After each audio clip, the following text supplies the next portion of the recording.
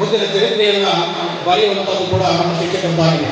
ಇಂಥ ಶಿಕ್ಷಕರನ್ನ ಈ ದೇಶ, ಈ ಜಗತ್ತು ಕೊಂಡಾಡದೆ ಹೋದರೆ, ಸ್ಮರಿಸದೆ ಹೋದರೆ ನಾವು ಇವತ್ತು ಸಮಾಜದ ಪ್ರತಿಯೊಬ್ಬರು ಕೂಡ ನಾವು ಅಲಕ್ಷ್ಯಕ್ಕೆ ಒಳಗಾಗ್ತೇವೆ.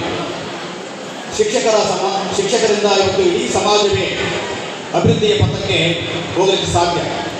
ಅಂಥ ಮಹಾನತ ಸ್ಥಾನದಲ್ಲಿರ್ತಕ್ಕಂಥ ಶಿಕ್ಷಕರನ್ನ ಇವತ್ತು ನಾವು ಗೌರವಿಸತಕ್ಕಂಥ ಡಾಕ್ಟರ್ ಸರ್ವಪಲ್ಲಿ ರಾಧಾಕೃಷ್ಣ ಅವರ ಜಯಂತಿ ಎನ್ನುವುದು ಅತ್ಯಂತ ಸೂಕ್ತವಾಗಿದೆ.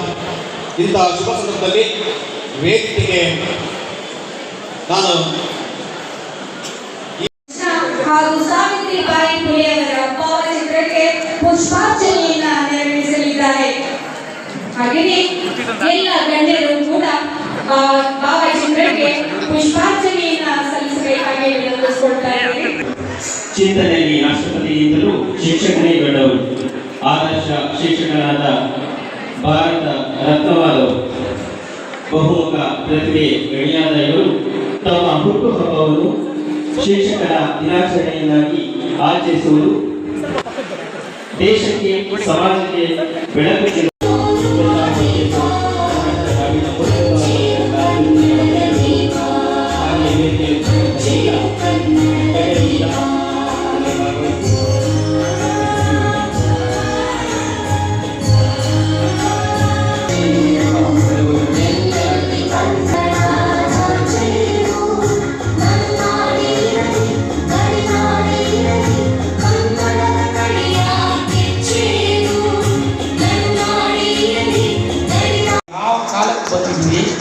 ನಮ್ಮ ಮುಂದೆ ಎಷ್ಟು ದೊಡ್ಡ ಸವಾಲಿದೆ, ಈ ಸಮಾಜ ಯಾವ ಕಡೆಗೆ ಹೋಗ್ತಾ ಇದೆ, ಇದರ ಬಗ್ಗೆ ನಾವು ಶಿಕ್ಷಕರು ಗಂಭೀರವಾಗಿ ಯೋಚನೆ ಮಾಡಬೇಕು.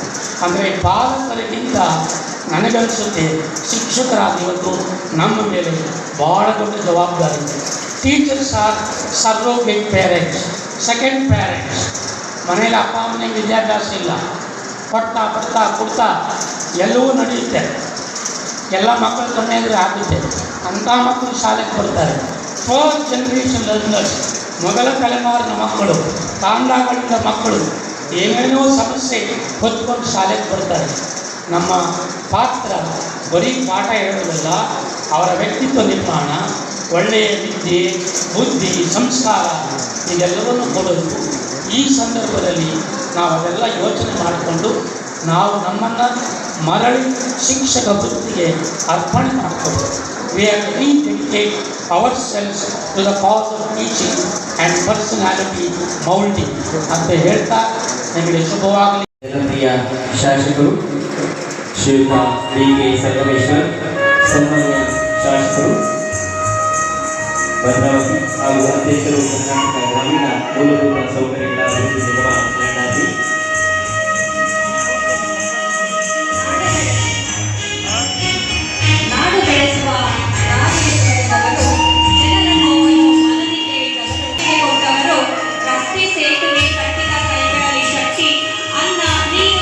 ಸರ್ವಪಲ್ಲಿ ರಾಧಾಕೃಷ್ಣರ ಜನ್ಮದಿನಾಚರಣೆಯ ಹಾಗೂ ಶಿಕ್ಷಕರ ದಿನಾಚರಣೆಯ ಕಾರ್ಯಕ್ರಮ ಮತ್ತು ಇದೇ ಸಂದರ್ಭದಲ್ಲಿ ನಾನು ಡಾಕ್ಟರ್ ಅಬ್ದುಲ್ ಕಲಾಂ ಅವರನ್ನು ಮತ್ತು ರಾಷ್ಟ್ರಕವಿ ಕುವೆಂಪು ಅವರನ್ನು ಹಾಗೂ ಮದರ್ ತೆರೇಸಾವನ್ನು ಈ ಸಂದರ್ಭದಲ್ಲಿ ಸ್ಮರಿಸುತ್ತಾ ಈ ಕಾರ್ಯಕ್ರಮಕ್ಕೆ ವೇದಿಕೆ ಮೇಲೆ ಉಪಸ್ಥಿತಿರುವಂಥ ಮಾನ್ಯ ಶಾಸಕರೇ ಮತ್ತು ಎಲ್ಲರಿಗೂ ಕೂಡ ಸ್ವಾಗತ ಭಾಷಣದಲ್ಲಿ ಸ್ವಾಗತಿಸಿದ್ದಾರೆ. ಎಲ್ಲ ಗಣ್ಯರಿಗೂ ಮತ್ತು ಎಲ್ಲ ಅಧಿಕಾರಿ ಮಿತ್ರರೇ ಮತ್ತು ವೇದಿಕೆ ಮುಂಭಾಗವಿರುವಂಥ ಎಲ್ಲ ನನ್ನ ದೇವರ ಸ್ವರೂಪವಾದ ಶಿಕ್ಷಕರಿಗೆ ಎಲ್ಲರಿಗೂ ಕೂಡ ನನ್ನ ಅನಂತ ವಂದನೆಗಳು. ಅದೇ ರೀತಿ ಈ ಕಾರ್ಯಕ್ರಮಕ್ಕೆ ನಮ್ಮ ಪತ್ರಕರ್ತರು ಬಂದಿದ್ದಾರೆ, ಅವರು ಕೂಡ ವಿಶೇಷ ಅಭಿನಂದನೆ ಸ್ವಾಗತ ಕೋರ್ತೀನಿ.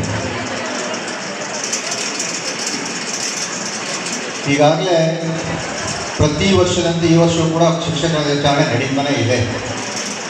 ನಾನು ಸುಮಾರು 15 ವರ್ಷದಿಂದ ನಗರಸಭಾ ಸದಸ್ಯನಾಗಿ ಆಯ್ಕೆಯಾಗಿದ್ದೀನಿ. ಅದರಲ್ಲಿ ಒಂದು 2 ರಿಂದ 3 ವರ್ಷ ಈ ಸಭೆಗೆ ನಾನು ಗೈರಾಗಿರ್ಬೋದು. ಅವತ್ತಿನ ದಿನಕ್ಕೂ ಇವತ್ತಿನ ದಿನಕ್ಕೂ ನೋಡಿದರೆ ಶಿಕ್ಷಕರ ದಿನಾಚರಣೆ ತುಂಬ ಅಭೂತಪೂರ್ವಕವಾಗಿ, ಅಭಿಮಾನಪೂರ್ವಕವಾಗಿ ಪ್ರತಿ ವರ್ಷ ಕೂಡ ಇಂಪ್ರೂವ್ಮೆಂಟ್ ಆಗ್ತಾ ಹೋಗ್ತಾ ಇದೆ. ಅದಕ್ಕೆ ಮುಖ್ಯ ಕಾರಣ ನಮ್ಮ ಶಿಕ್ಷಕರ ವೃಂದ ಮತ್ತು ಅಧಿಕಾರಿ ಮಿತ್ರರ ಸಹಕಾರ ಅಂತೇಳಿ ಸಂದರ್ಭ ಹೇಳ್ತೀನಿ. ಅದರಲ್ಲೂ ಈ ವರ್ಷ ವಿಶೇಷವಾಗಿ ನನಗೆ ಕಾಣಿಸ್ತಾ ಇದೆ, ಸ್ವಲ್ಪ ಗ್ರ್ಯಾಂಡಾಗಿ ಎತ್ಕಾಣಿಸ್ತಾ. ಯಾಕಂದರೆ BO ಸಾಹೇಬರು ಮುಂದಿನ ವರ್ಷ ನಿವೃತ್ತಿ ಹೊಂದುತ್ತಾ ಇದ್ದಾರೆ. ಹಾಗಾಗಿ ಅವರು ಅನುಭವಿಸ್ತೀವಿ ಈ ವರ್ಷ ತುಂಬ ಗ್ರ್ಯಾಂಡಾಗಿ ಚೆನ್ನಾಗಿ ಆಗ್ತಾ ಇದೆ ಅಂತ ನನ್ನ ವೈಯಕ್ತಿಕ ಸರ್. ಯಾವುದೇ ಕಾರಣಕ್ಕೂ ತಾವು ನಿವೃತ್ತಿ ಆದರೂ ಕೂಡ ನನ್ನ ಬಾಲ್ಯ ಜೀವನದಲ್ಲಿ 1ನೇ ತರಗತಿಯಿಂದ 10ನೇ ತರಗತಿವರೆಗೂ ಮಾತ್ರ ವಿದ್ಯಾಭ್ಯಾಸನ ನಾನು ಕಲಿತೆ. ಅಂದಿನ ಶಿಕ್ಷಣಕ್ಕೂ ಇಂದಿನ ಶಿಕ್ಷಣಕ್ಕೂ ಎಷ್ಟು ವ್ಯತ್ಯಾಸ ಇದೆ ಅಂತಂದರೆ, ಅಂದಿನ ಶಿಕ್ಷಣದಲ್ಲಿ ನಾವು ಕಲಿಯುವಾಗ ಕಂಪ್ಯೂಟರ್ ಇರಲಿಲ್ಲ. ಬರೀ ಶಿಕ್ಷಕರು ಹೇಳಿದಂಥ ಪಾಠವನ್ನು ನಾವು ಗಮನದಲ್ಲಿಟ್ಟು ಮನೆಯಲ್ಲಿ ಓದಿ ನಮ್ಮ ತಂದೆ ತಾಯಿಗೆ ಒಂದು ಕಷ್ಟ ಪರಿಸ್ಥಿತಿಲಿದ್ದು ಅವ್ರು ಯಾರು ಕೂಡ ಪಾಠ ಹೇಳ್ಕೊಡುವಂಥ ಪರಿಸ್ಥಿತಿ ಇಲ್ಲ. ಮತ್ತು ನಮ್ಮ ವೇದಿಕೆ ಮೂಲಕ ಶಿಕ್ಷಕರು ಕೂಡ ತುಂಬ ಕಷ್ಟಪಟ್ಟು ಎಲ್ಲರೂ ಕೂಡ ಶಿಕ್ಷಣವನ್ನು ಪಡೆದು ಒಂದು ಶಿಕ್ಷಕರಾಗಿದ್ದಾರೆ.